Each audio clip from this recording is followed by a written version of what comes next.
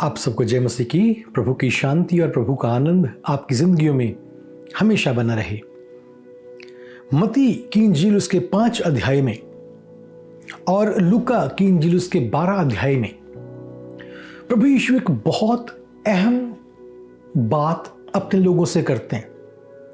दोनों जगहों पर सिर्फ 2 आयतें हैं। वो जो बात है यीशु ने 2 आयतों में पूरी कर दी, खत्म कर दी। लेकिन उन 2 आयतों में एक बहुत बड़ी बात खुदावंद यीशु मसीह आपसे और मुझसे करते हैं। आइए उसको पढ़ते हैं, फिर उस कलाम पर हम मनन करते हैं। और ये आयत हमें मिलती है मत्ती की इंजील उसके 5 अध्याय उसकी 25 और 26 आयत में। इस बात को हम पढ़ते हैं और मत्ती 5 की 25 और 26 में लिखा है, जब तक तू अपने मुद्दई के साथ मार्ग ही में है उससे झटपट मेल मिलाप कर ले। झटपट मेल मिलाप कर ले जब तू मार्ग में ही जा रहा है। कहीं ऐसा ना हो कि मुद्दई तुझे हाकिम को सौंपे और हाकिम तुझे सिपाही को सौंप दे और तू बंदी गृह में डाल दिया जाए। और फिर आगे लिखा है कि मैं तुझसे सच सच कहता हूं, जब तक तू कौड़ी कौड़ी भर ना दे तब तक वहां से छूटने ना पाएगा। और अगर अंग्रेजी का अनुवाद इसमें हम पढ़ दें तो अंग्रेजी का अनुवाद का यहां पर ये मायने है, वहां लिखा है कि तू अपने मुद्दई के साथ, अपने एडवर्सरी के साथ रिकॉन्साइल कर ले, जल्दी से मेल मिलाप कर ले। और जल्दी का यहां पर शब्द यूज हुआ है without any delay. Reconcile with adversary without any delay, मतलब देरी किए बगैर, समय बर्बाद किए बगैर अपने एडवर्सरी से, मुद्दई से तू मेल मिलाप कर ले, समझौता कर ले। लूका की इंजील उसके 12 अध्याय उसकी 57th, 58th और 59th वर्स में अगर हम पढ़ें, अगर उसकी वैसे 58 और 59 आयत को ही पढ़े तो वहां दोनों आयतों में यह बात पूरी हो जाती है। लूका 12 उसकी 58 और उसकी 59 आयत। और यहां पर यूं लिखा है लूका की इंजील में, जब तू अपने मुद्दई के साथ हाकिम के पास जा रहा है। तू अपने मुद्दई के पास साथ कहां जा रहा है? हाकिम के पास, जज के पास जा रहा है। और लिखा है तो मार्ग ही में उससे छूटने का यत्न कर ले। उससे छूटने का, अभी तो रास्ते में ही है तो उससे छूटने का यत्न कर ले। और आगे लिखा है ऐसा ना हो कि वह तुझे न्यायी के पास खींच ले जाए और न्यायी तुझे सिपाही को सौंपे और सिपाही तुझे बंदी गृह में डाल दे। मैं तुझसे कहता हूं कि जब तक तू दमड़ी दमड़ी भर ना देगा वहां से छूटने ना पाएगा। यहां जो बात लिखी है वो थोड़ी सी और इंटेंस हो जाती है। यहां पर जो बात है वो थोड़ी सी और सख्ती से कही गई है कि तू जब रास्ते में है तो अपने मुद्दई से छूटने का यत्न कर ले। अंग्रेजी का तर्जुमा कहता है make every effort to settle at the earliest. जितनी जल्दी हो सके तू रास्ते ही में चलते चलते अपने मुद्दई से समझौता कर ले, उससे छूटने का यत्न कर ले। क्योंकि अगर वो तुझे न्याय के पास ले गया तो वहां जाकर न्याय तुझे सिपाही को सौंप देगा, सिपाही आगे तुझे कैद खाने में डाल देगा। और वहां का माहौल जो है कैद खाने का, हम बाइबल में एक जगह देखते हैं। यही जो है एक सीन, ऐसा ही सीन हम बाइबल में एक और जगह देखते हैं जब हम मत्ती की इंजील के 18वें अध्याय में एक ऐसे व्यक्ति को देखते हैं जिसने एक बड़े शाहूकार का एक कर्जा देना था, बहुत बड़ा कर्जा देना था, है ना।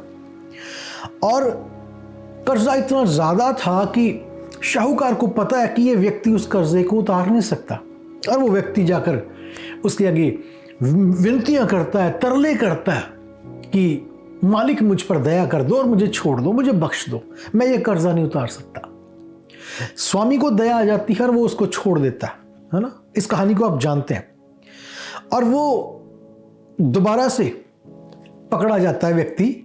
वजह क्या थी कि उस व्यक्ति ने अपने एक और छोटे देनदार को क्षमा नहीं किया था। उसको वो पकड़ता है और जब स्वामी को पता चलता है कि इस बंदे को मैंने माफ़ कर दिया लेकिन इसने आगे किसी और को माफ़ नहीं किया, तो उसको वापस वहाँ पर बुलाया जाता है, न्यायी के सामने उसको खड़ा किया जाता है और न्यायी उसे सिपाही को सौंप देता है और सिपाही उसे कैद खाने में डाल देता है। और वहाँ पर उस कहानी में, उस दृष्टांत में हम ये सीखते हैं कि अब वो व्यक्ति उस जगह से निकल नहीं सकता। वहाँ पर भी ये लिखा है, तू तब तक यहाँ से निकल नहीं सकता जब तक तू एक एक पाई, एक पैसा लौटा नहीं देता। और कैद खाने में रहते हुए वो कहाँ से अपना कर्ज उतारेगा? मतलब वो कर्ज नहीं उतार सकता। और दूसरी बात, उसका कर्ज ही इतना बड़ा था कि वो पे ऑफ नहीं कर सकता था, नहीं लौटा सकता था। मतलब अब वो कैद खाने में ही सड़ेगा, वहीं पर वो सजा भुगतेगा, तड़पेगा। और यहां पर जो हमने बात पढ़ी है अब मत्ती की इंजील उसके 5 अध्याय और लूका 12 में, इसको आइए हम खुदा के कलाम में से और अच्छे से समझने की कोशिश करते हैं।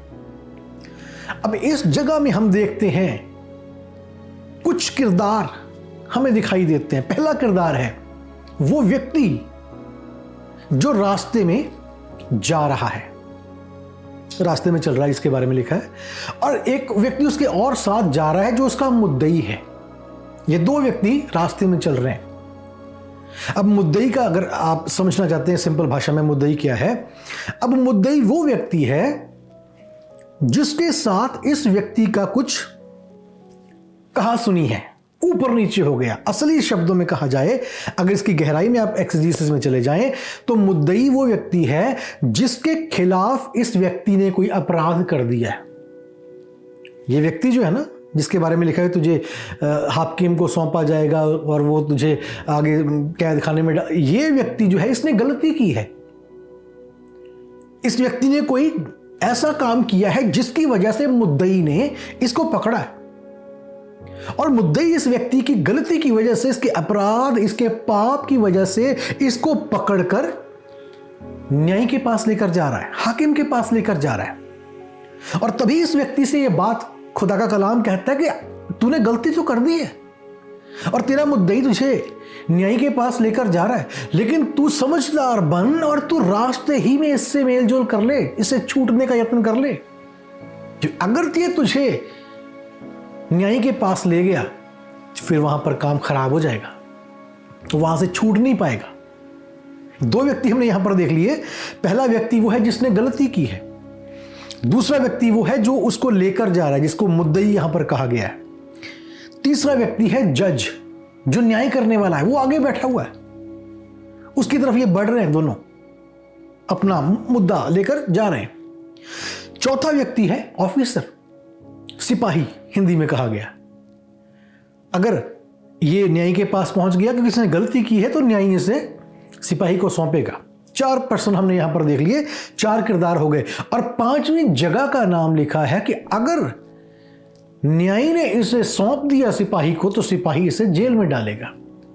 जेल, कैद खाना, बंदी गृह, वो जगह जहां पर विपत्ति है, परेशानी है और वो इटर्नल है। यहां पर भी वही बात लिखी है, जब तक तू कौड़ी कौड़ी, दमड़ी दमड़ी, पाई पाई भर ना दे तब तक तू वहां से नहीं निकल सकता। और आगे चलकर हम और इस बात को देख लेंगे कि ये वहां से निकल नहीं सकता अगर ये उस कैद खाने में चला गया। अब हमने इस बात को समझ लिया है कि ये व्यक्ति जो है इसने कुछ गलती कर दी है, मुद्दई ने इसको पकड़ लिया है, इसने मुद्दई के खिलाफ कोई काम कर दिया है, मुद्दई इसको लेकर जा रहा है ना। और ये न्यायी के पास जा रहे हैं। अभी न्यायी इनके सामने आया नहीं है, अभी न्यायी दिखाई नहीं दिया। और भली बात इस व्यक्ति के लिए ये है कि जब तक ये न्यायी के सामने खड़ा नहीं होता, मतलब रास्ते में है, मान लीजिए हम यहां से चलकर 1 किलोमीटर की दूरी पर हम जा रहे हैं, मान लीजिए यही व्यक्ति लगा लीजिए कि इस व्यक्ति का मार्ग 1 किलोमीटर का है। 1 किलोमीटर के बाद जो न्यायी है, जो जज है, वो बैठा हुआ अपने सिंहासन पर। अब ये व्यक्ति जिसने गलती की है, ये अपने मुद्दई के साथ, है ना, मुद्दई जो इसको लेकर जा रहा है उसके साथ ये जा रहा है। अभी 1 किलोमीटर का फासला है, जज वो सामने बैठा है, लेकिन अभी 1 किलोमीटर के समय में इसके पास इतना मौका है कि ये अपने लेकर जाने वाले के साथ, जिसके खिलाफ इसने कोई गड़बड़ी कर दी है, गुनाह कर दिया है, जिसके हुक्म को शायद हम कह सकते हैं तोड़ दिया है, 1 किलोमीटर का इसके पास फासला है, वक्त है कि उतने टाइम में ये उसके साथ समझौता कर ले, लूका के अनुसार उससे छूटने का यत्न कर ले।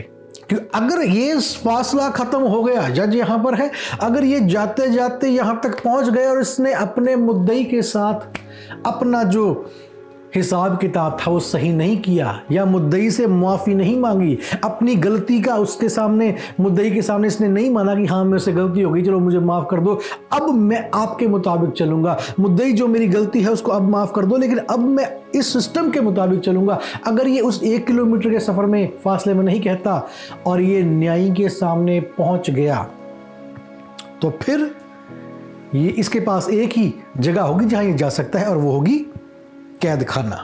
ठीक है, जेल में चला जाएगा। अभी इसके पास मौका था। ठीक है, अब अगर ये चलता जाता है अपने मार्ग पर, यीशु मसीह ने कह दिया कि तू मुद्दई के साथ जितनी जल्दी हो सके समझौता कर ले, लेकिन अगर ये चलता जाता है, फासला कम रहता जाता है और ये वहां पर पहुंच गया, अभी सिस्टम ये है सिर्फ इसके और मुद्दई के बीच में बात चल रही है, तीसरा व्यक्ति इनके साथ कोई नहीं है, ये है और मुद्दई है, दोनों जा रहे हैं, और इसके पास बड़ा अच्छा मौका है कि मुद्दई के साथ बातचीत कर ले। अगर ये पहुंच गया न्यायी के सामने, वहां पर प्रोसेस चलेगा, एक प्रोसेस है वहां पर, ये सौंपेगा न्यायी को, न्यायी सौंपेगा सिपाही को, सिपाही सौंप देगा आगे जेल में। ठीक है, अब ये है कौन कौन, अगर हमने इनकी बात तो कर ली है कि न्यायी है यहाँ पर, और यहाँ पर मुद्दई आ गया, यहाँ पर एक व्यक्ति आ गया, जेल आ गई, लेकिन ये सब हैं कौन, इनके बारे में हम देख लेते हैं। जो व्यक्ति जिसने गलती की है वो आप और मैं हैं, या कह दे मैं और आप हैं वो। ठीक है, जिसने गलती की है, और जो मुद्दई है, जिसके विरोध में गलती हुई है ना, या जिसके सिस्टम को गड़बड़ कर दिया गया, वो है खुदा का कलाम, जिसको तोड़ मरोड़ दिया है, या उसके अनुसार ये व्यक्ति नहीं चला, जिसके विरोध में खड़ा हुआ है, वो है खुदा का कलाम, मुद्दई है ना। और तीसरी बात हमने देखा है कि एक न्यायी है, जो हमारा खुदावंद यीशु मसीह है। अभी वो न्यायी की सीट पर नहीं बैठा है ना, अभी वो रहम करने वाला हमारा खुदा है ना, लेकिन जब वो सफर खत्म हो जाएगा और वो दिन आ गया जिसके बारे में लिखा है कि पिता ने अपने पुत्र को न्याय करने का अधिकार जो है वो सौंप दिया है, और पुत्र जो है वो न्याय के सिंहासन पर बैठेगा। और जब वो बैठ गया अपने न्याय के सिंहासन पर, और हम सब जो हैं, जो इस वक्त मार्ग में हैं, हम लगातार कलाम के विरोध में चलते हैं, कलाम की बातों को हम तोड़ मरोड़ देते हैं, कलाम को हम अनदेखा अनसुना कर देते हैं। अगर हम उसके सामने पहुंच गए जो जज है, वहां पर काम बहुत बिगड़ जाएगा। चौथा है ऑफिसर की बात, अंग्रेजी में लिखा गया है ऑफिसर, हिंदी में तर्जुमा आ गया सिपाही। वो यीशु के एंजल्स हैं, जिनको वो आज्ञा देगा कि अब इस व्यक्ति को उठाकर वहां पर फेंक दो। बाइबल में बहुत से ऐसे जो हैं वो हिस्से हैं जहां पर ये लिखा है कि खुदावन जो है वो अपने सिपाहियों से या अपने एंजल से कहेगा कि इस व्यक्ति को, फला व्यक्ति को उस जगह फेंक दो जहां दांतों का पीसना है, रोना है, चिल्लाना है, दर्द है, तकलीफ है। हम जानते हैं उन बातों को। और जो जेल की बात की गई है, कैद खाना, वो हम सब जानते हैं कि वो इटर्नल डेथ को दर्शाता है, वो इटर्नल सजा को दर्शाता है, वो पनिशमेंट की जगह है। अगर हम यूहन्ना की इंजील उसके 12 अध्याय और उसकी 48वीं आयत को पढ़ें तो वहां पर लिखा है, The one who rejects me and does not receive my words has a judge. जो इंसान मेरे कलाम को नहीं सुनता, नहीं मानता, नहीं ग्रहण करता, तो उसके लिए एक जज है। ठीक है, उसका न्याय करने वाला एक है। The word that I have spoken will जज him on the last day. बड़ी कमाल की बात है। यीशु जो देहधारी होकर इस संसार में आया, हमारा प्रभु, वो खुदा का कलाम है। उसके बारे में लिखा हुआ है बाइबल में कि he is the word of God और he is the creator himself. और वही शब्द है और वही रचने वाला, वही जज है।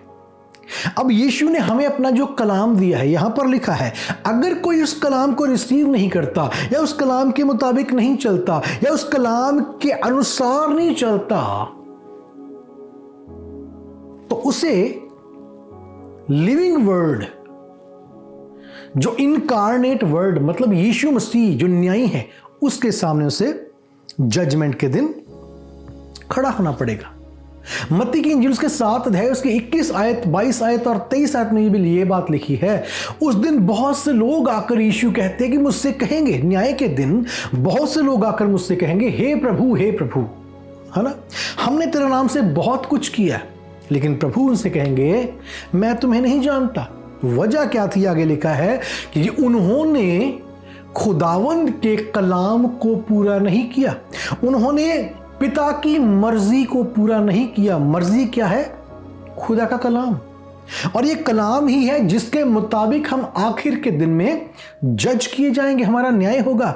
और ये कलाम ही है जो आज हमारे साथ साथ चलता है, लगातार हमसे बातें करता है, लगातार हमें सिखाता है, लगातार हमारी तरतीब करता है। लेकिन अगर हम आज भी उस कलाम के साथ एक लाइन पर नहीं आते, अगर हम आज भी उस कलाम से मेल नहीं करते, अगर हमारी जिंदगी कलाम से मेल नहीं खाती और वो अलग तरीके से चलती है, कलाम आगे बढ़ता जा रहा है, कलाम हमारे साथ साथ आगे बढ़ता जा रहा है, हमारे जीवन का सफर कम होता जा रहा है, हम उस न्याय की तरफ बढ़ रहे हैं जो सामने जज करने के लिए बैठा हुआ है। अगर हम न्याय के पास पहुंच गए और हमने इस कलाम के साथ एकता नहीं बनाई, हमने इस कलाम के अनुसार अपने जीवन को नहीं सेट किया, तो ये कलाम हमें न्याय के सामने लेकर जाएगा और इस कलाम के मुताबिक आपका और मेरा न्याय होगा। एक बार यीशु फरीसियों से बात करते हैं। फरीसी बहुत यीशु के साथ बहस करते हैं, है ना, व्यवस्था को लेकर, और वो ये साबित करते हैं कि हम व्यवस्था के बड़े ज्ञानी हैं, हमें व्यवस्था का सब पता है। प्रभु यीशु से कहते हैं कि जो कुछ भी मूसा ने व्यवस्था में कहा है, वो सारा कलाम तुम्हारे विरोध में गवाही देगा। वो मूसा को कहते हैं कि मूसा हमारा सब कुछ है, हम मूसा को फॉलो करते हैं, है ना, वो ये बातें करते हैं। तो यीशु उनकी दुष्टता को देखकर, उनकी हिपोक्रेसी को देखकर उनसे कहते हैं कि तुम बातें तो मूसा की करते हो, लेकिन मूसा ने जो कुछ कहा था वो मेरे बारे में कहा था। यीशु कहते हैं कि वो मेरे बारे में कहा, मूसा ने जो भी कहा, लेकिन तुम ये कहते तो हो कि हम मूसा की बातों को मानते हैं, मूसा की व्यवस्था जो खुदा ने उसे दी उसके मुताबिक चलते हैं, लेकिन तुम चलते नहीं, क्योंकि तुम्हें जो मूसा ने कहा उसे तुम फॉलो नहीं करते, तुमने मेरी आज तक नहीं सुनी।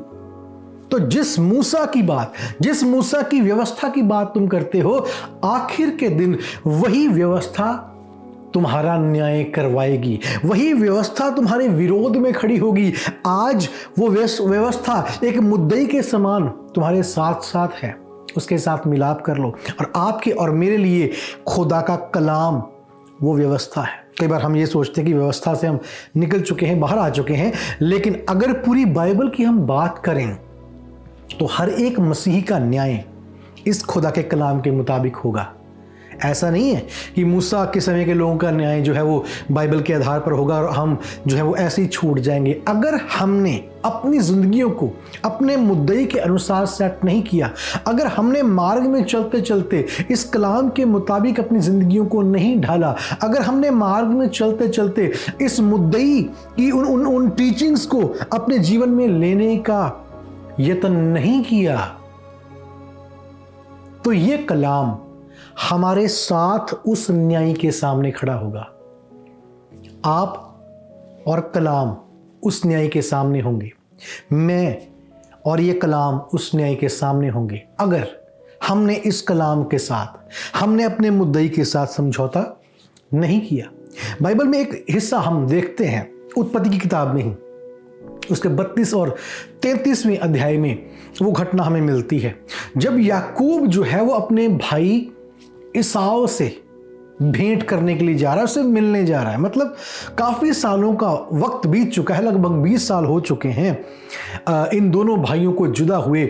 और जिस तरीके से जुदा हुए आप जानते हैं कि याकूब अपने घर से किस तरीके से अपने भाई का जो पहला उठा होने का अधिकार था और पिता का आशीर्वाद लेकर वहाँ से भाग जाता है। और ईसाव जो था वो इसको मारना चाहता था याकूब को।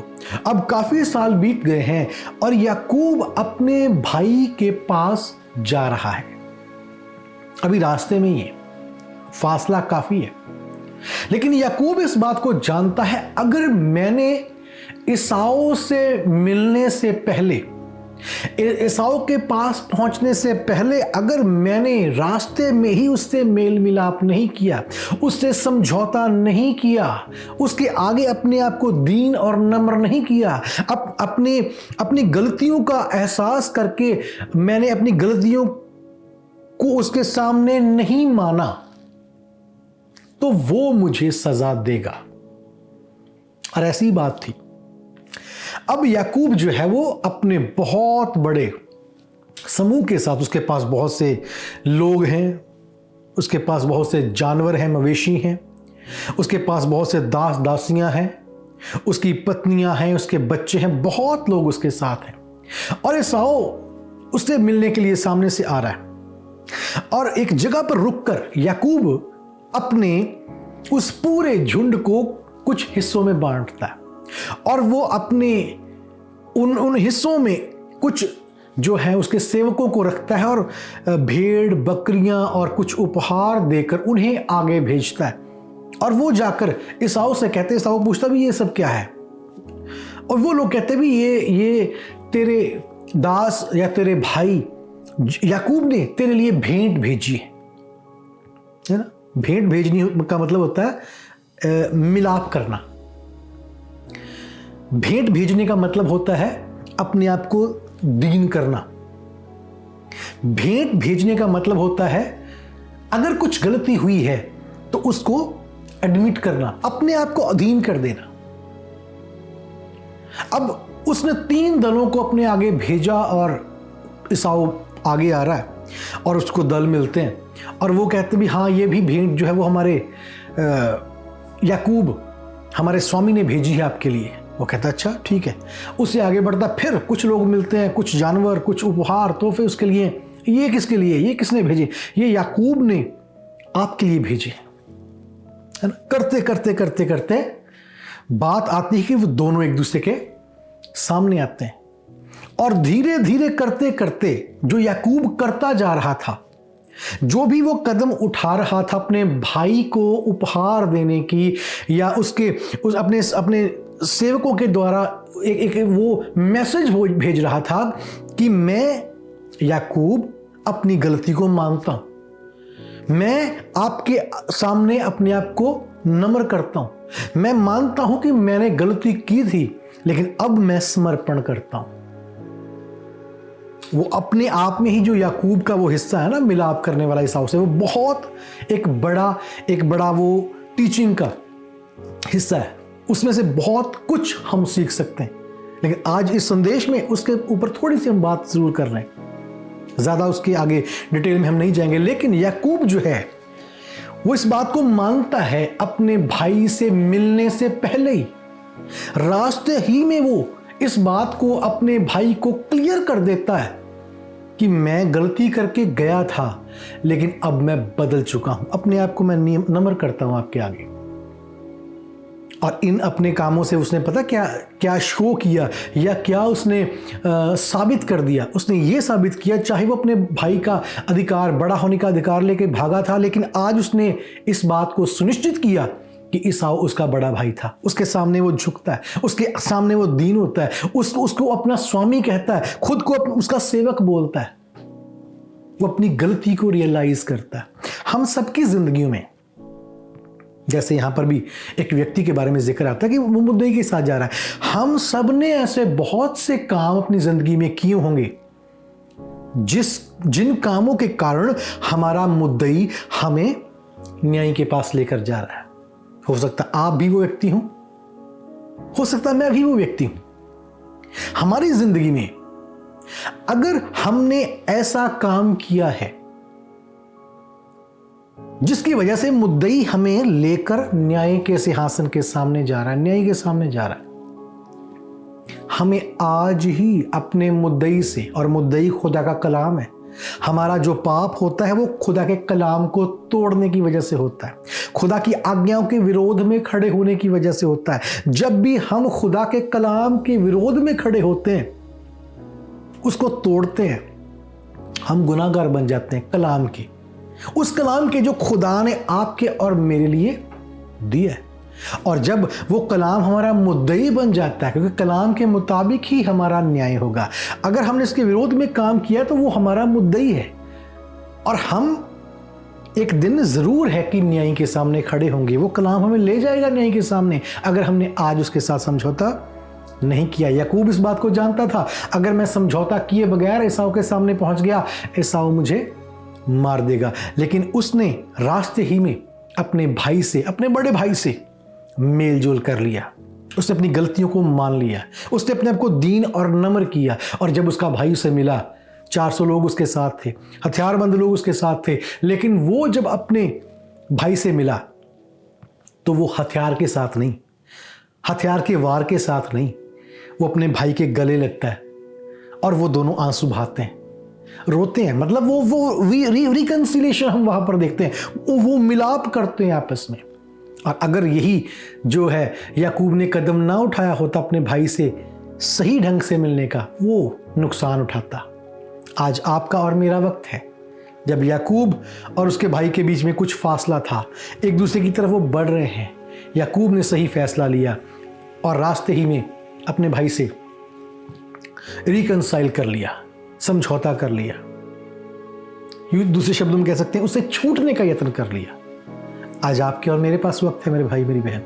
अगर हमने खुदा के विरोध में कुछ भी करके गलती की है तो ये हमारे पास समय है, इससे पहले कि वो हमें न्याय के पास ले जाए। हमारे पास आज वक्त है कि हम खुदा के कलाम के साथ एक हो जाएं, उसके सामने झुक जाएं, उसके सामने दीन हो जाएं, उसके सामने नम्र हो जाएं, और फिर वो कलाम हमारे लिए बरकत का बाइस होगा। वही कलाम हमें खुदावंद के सामने ऊंचा करेगा, वही कलाम हमें खुदा के सामने आदर दिलाएगा। आज संसार में मैं विचार कर रहा था, दो किस्म के, वैसे तो बहुत किस्म के प्रचार हैं, लेकिन दो किस्म के प्रचार ज़्यादा जो है वो हम देख सकते हैं, है ना। एक किस्म के प्रचार तो बहुत ज़्यादा है, 90% वो प्रचार हैं वो, और वो हैं कि आपको बरकत मिलेगी। उसमें यह बताया जाता है कि बरकत मिलेगी, ठीक है, तरक्की मिलेगी, और उन कलामों को सुनना, उन वचनों को सुनना सबको अच्छा लगता है।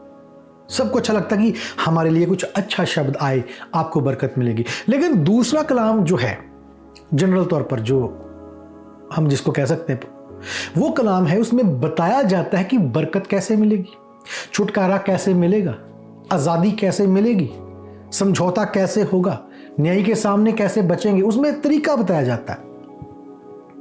लेकिन आज संसार में लोग तरीके वाला कलाम, मतलब कैसे हो करना है, वो नहीं हमें सीखना।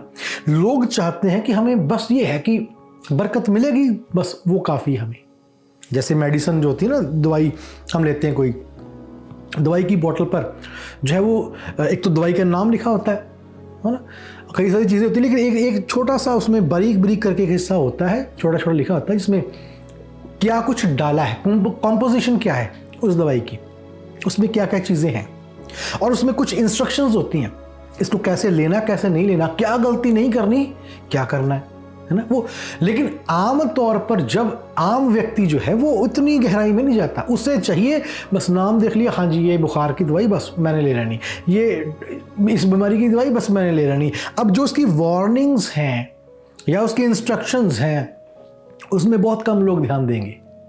और कई बार उन उन चीज़ों की तरफ ध्यान ना देने की वजह से दवाई लेते रहते हैं, दवाई लेते रहते हैं, लेकिन धीरे धीरे वो दवाई, वो मेडिसिन उनके लिए मौत का सबब बनती है। वो उनके अंदर कुछ ऐसा क्रिएट कर देती है, ऐसा बना देती है, ऐसा नासूर कह सकते हैं पैदा कर देती है कि वो आखिर में मर जाते हैं। कुछ समय के लिए उनको लगता है कि हाँ ठीक चल रहा है काम, दवाई ठीक कर रही है, लेकिन उसका लंबे समय तक रास्ते में चलते चलते कुछ महीनों के बाद, सालों के बाद एक दुष्परिणाम उनको अपने शरीर में देखने को मिलता है। लेकिन तब बहुत देर हो जाती है और फिर काम खत्म हो जाता है।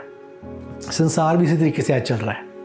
उनको कैसे हमने करना कैसे है वो प्रोसेस नहीं चाहिए, बस हो जाएगा ये चाहिए। लेकिन मैं विश्वास करता हूँ जब आप और मैं आज इस कलाम पर मनन करते हैं, हमने इस कलाम को सुना है, तो खुदा हमें ये सिखा रहा है कि हमें बिना देरी किए, बिना वक्त ज़ाया किए इस कलाम के साथ एक हो जाना है, इस कलाम की अधीनगी में आ जाना है, इस कलाम के सामने अपने आप को दीन कर देना है। इस कलाम के विरोध में हमने जो भी गलतियां की हैं हमें एडमिट करनी है और खुदा से मुआफ़ी मांगकर इस कलाम के साथ, बिल्कुल साथ साथ हमें अपनी ज़िंदगी में चलना है। इस कलाम के मार्ग ही पर हमें अपने आप चलना है, अपनी ज़िंदगी को चलाना है।